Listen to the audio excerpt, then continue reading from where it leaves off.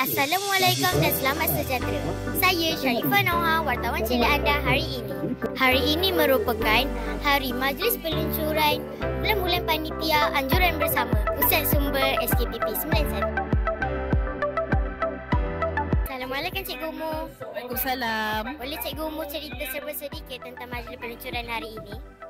Hari ini diadakan Majlis Peluncuran Bulan-Bulan Panitia Anjuran Bersama Pusat Sumber Sekolah. Okey, saya selaku penyelaras bersama-sama dengan Cikgu Azlia. Pada hari ini kita boleh lihat di mana semua panitia bergabung mengadakan satu sahaja majlis peluncuran.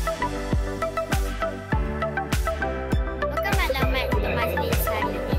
Okey, matlamat untuk Majlis Peluncuran Bulan-Bulan Panitia Anjuran Bersama Pusat Sumber Sekolah ini adalah untuk melahirkan modal insan yang berpengetahuan tinggi dan luas.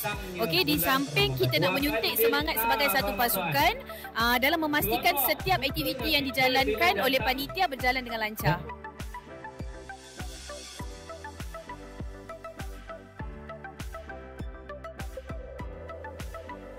Antara panitia yang terlibat ialah Panitia Bahasa Melayu, Sejarah, Matematik, RBT, Sains, Pendidikan Jasmani, Seni, Pendidikan Islam, Bahasa Inggeris dan Muzik.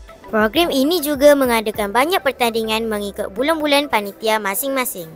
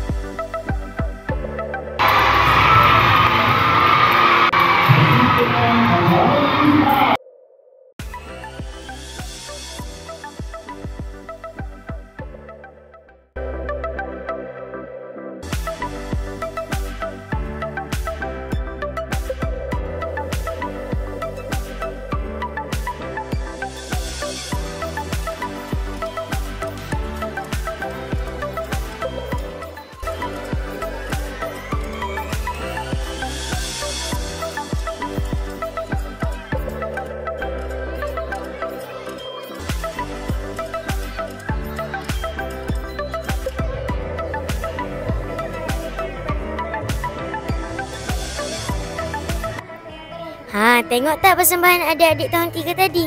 Menarik kan persembahan mereka?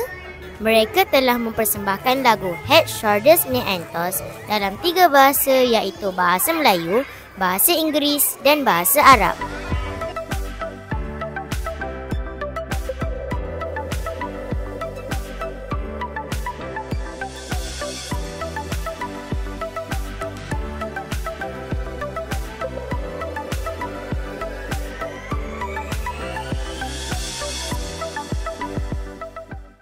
Wah, semua murid terhibur apabila menonton persembahan bicara berirama yang dipersembahkan oleh abang dan kakak tahun 6.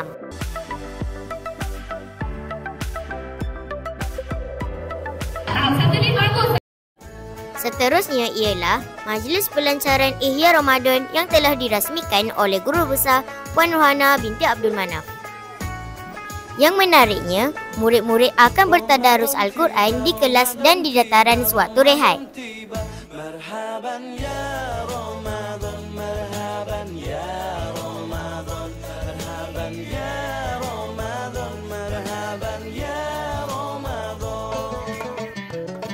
Sunnah yang ke-6, solat tarawih.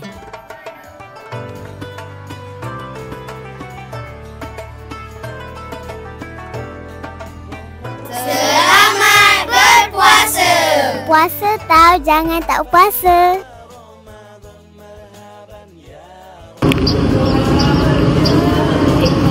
Hai semua, nama saya Maimin. Saya berasa sangat teruja untuk bidang bulan puasa. Selamat berpuasa semua, bye. Hi, my name is Wafi and happy fasting everyone. Hai, nama saya Raisa. Tahun ini saya mahu berpuasa penuh. Bersempena bulan yang mulia ini, marilah kita sama-sama buat kebaikan. Okeylah kawan-kawan, dah habis dah program kita hari ini.